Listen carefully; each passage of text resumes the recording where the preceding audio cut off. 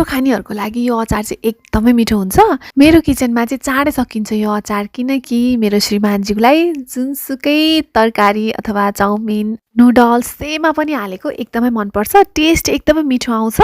तेल अलि मजाले हाल्ने तोरीको तेल, त्यसपछि हिङ फुराएँ अनि टिमुर हालेँ अनि त्यसपछि लसुन हालेँ। लसुनलाई एकैछिन फ्राई हुन दिने अनि त्यसपछि रातो खुर्सानी हालेँ अनि खुर्सानी हालेर एकैछिन पकाइसकेपछि ग्राइन्ड गर्ने नुन राखेर हजुरहरूले यसमा भेनेगर पनि राख्न सक्नुहुन्छ। मैले चाहिँ राखेको छुइनँ। एकदमै मिठो बन्छ यसरी बनाएको खुर्सानीको अचार। हजुरहरूले यो अचार चाहिँ चटपटीमा पनि युज गर्न सक्नुहुन्छ। नुडल्स, तरकारी, अचार जेमा पनि हजुरहरूले युज गर्न सक्नुहुन्छ। एकदमै टेस्टी बन्छ सबै कुरा।